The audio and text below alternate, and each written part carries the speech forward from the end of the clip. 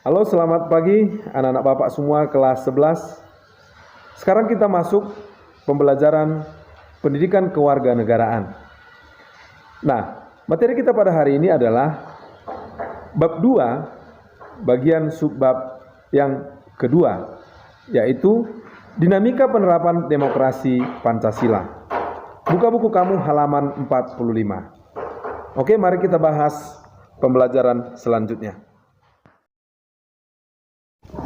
Pada pembelajaran sebelumnya, kita telah membahas bab 2, sistem dan dinamika demokrasi Pancasila, subbab hakikat demokrasi. Nah, sekarang kita masuk pembelajaran subbab kedua, yaitu dinamika penerapan demokrasi Pancasila. Bagi bangsa Indonesia, pilihan yang tepat dalam menerapkan paham demokrasi adalah dengan demokrasi Pancasila. Nah, apa kompetensi dasar kita? Mengkaji sistem dan dinamika demokrasi Pancasila sesuai dengan Undang-Undang Dasar Negara Republik Indonesia tahun 1945. Apa tujuan pembelajaran kita? Mengidentifikasi prinsip-prinsip demokrasi Pancasila, menjelaskan periodisasi perkembangan demokrasi di Indonesia. Nah, itulah kompetensi dasar dan indikator pencapaian kita pada hari ini. Dinamika penerapan demokrasi Pancasila. Apa sebenarnya demokrasi Pancasila itu?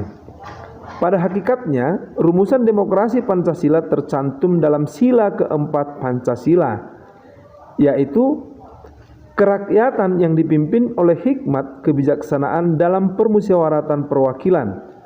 Rumusan tersebut pada dasarnya merupakan rangkaian totalitas yang terkait erat antara satu sila dan sila yang lainnya, atau bulat dan utuh.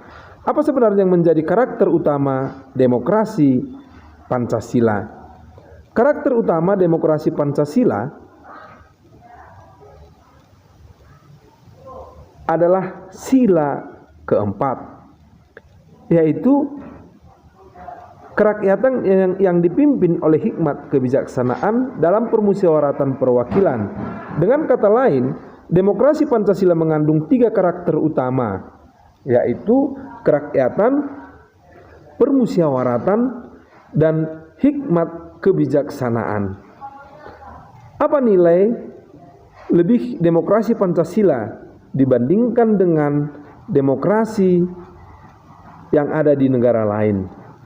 Demokrasi Pancasila mengandung beberapa nilai moral yang bersumber dari Pancasila, yaitu sebagai berikut: persamaan bagi seluruh rakyat Indonesia, keseimbangan antara hak dan kewajiban, pelaksanaan kebebasan yang dipertanggungjawabkan secara moral kepada Tuhan Yang Maha Esa, diri sendiri dan orang lain. Lalu mewujudkan rasa keadilan sosial. Pengambilan keputusan dengan musyawarah dan mufakat, mengutamakan persatuan nasional dan kekeluargaan.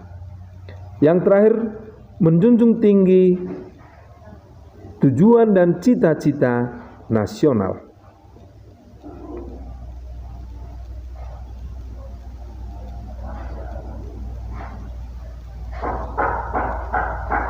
Nah, sekarang kita akan membahas tentang prinsip-prinsip demokrasi yang ada di Indonesia.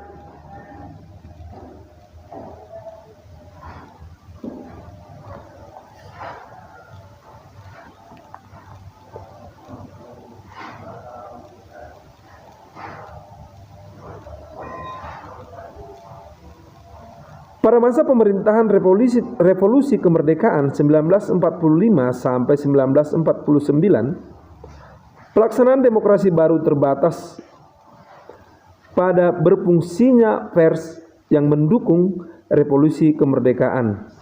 Adapun elemen-elemen demokrasi yang lain belum sepenuhnya terwujud karena situasi dan kondisi yang tidak memungkinkan.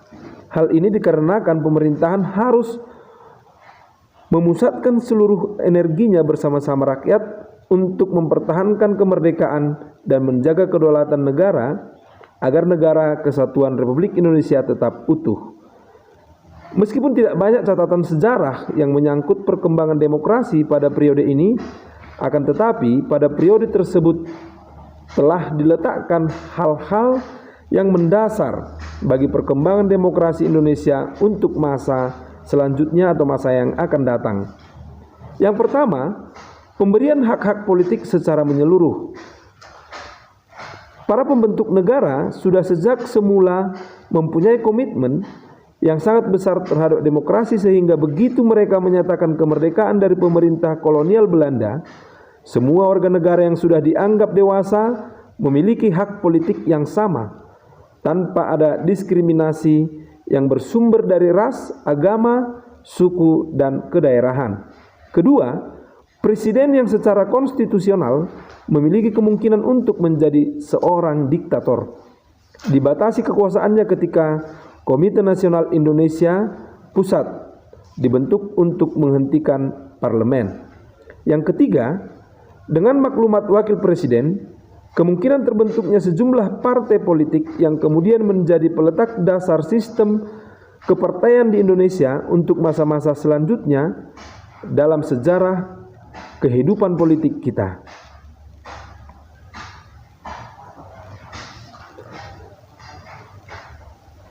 Nah, baik, demikian pertemuan kita pada hari ini. Bapak harap kamu semua membaca buku agar pemahaman kamu tentang dinamika penerapan demokrasi Pancasila semakin luas, dan Bapak harap semuanya hari ini mengerjakan tugas di Google Classroom. Oke, demikian pertemuan kita pada hari ini. Salam sehat dan sampai jumpa minggu depan. Demikian dan terima kasih.